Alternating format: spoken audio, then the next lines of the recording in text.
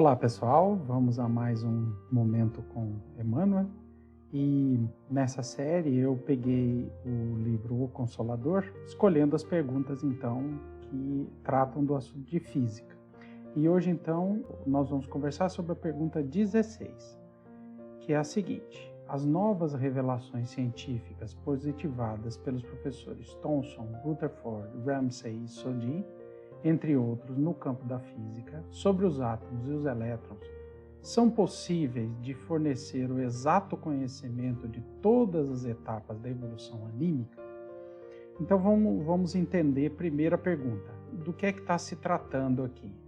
Thomson, Rutherford, Ramsay e Soddy foram todos pesquisadores físicos e químicos do final do século XIX e início do século XX, e que estudaram uma série de fenômenos novos que estavam sendo descobertos na física e na química. Por exemplo, Ramsay e Soddy trabalharam com os gases nobres. Ramsay, em particular, trabalhou junto com Rutherford para estudar o processo de desintegração radioativa. Thomson e Rutherford são responsáveis pelos modelos atômicos que a gente conhece hoje. Enfim, a pergunta então é focada em cima das descobertas científicas do entendimento da constituição básica da matéria e dos seus processos de transformação.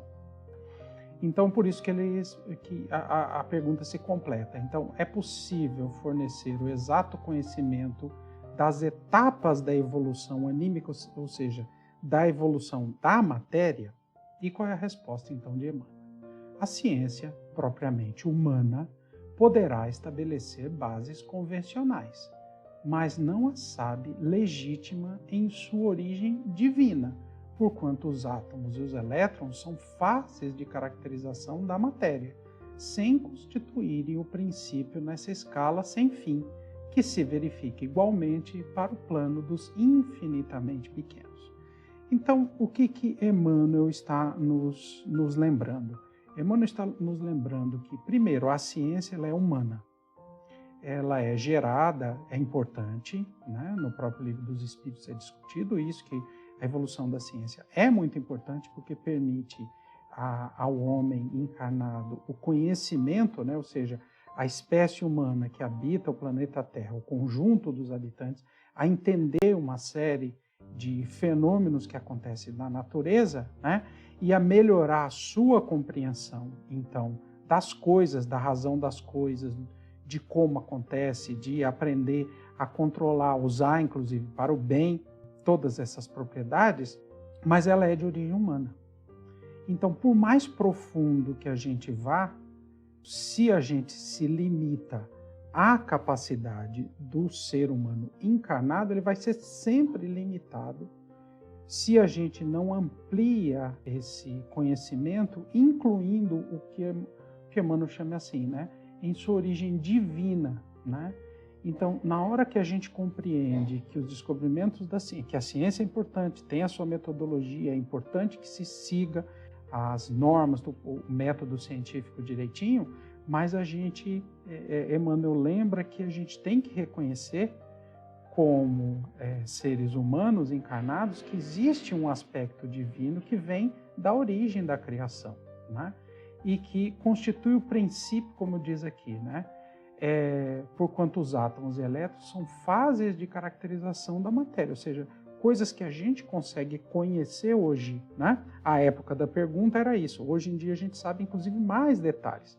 A gente sabe como é que é constituído o núcleo atômico, como é subdividido as próprias partes do núcleo atômico, como o próton, o nêutron se subdivide.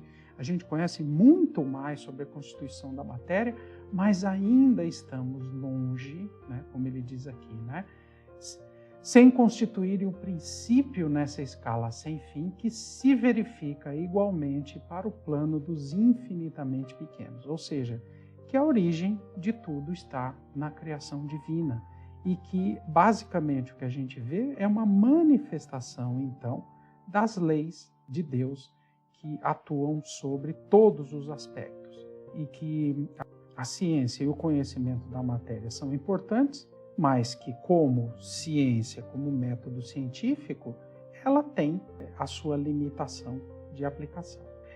Então é isso, pessoal. As próximas perguntas aqui são igualmente interessantes e nós vamos continuar então nos próximos vídeos. Até uma próxima oportunidade neste Momento Emmanuel. Até mais.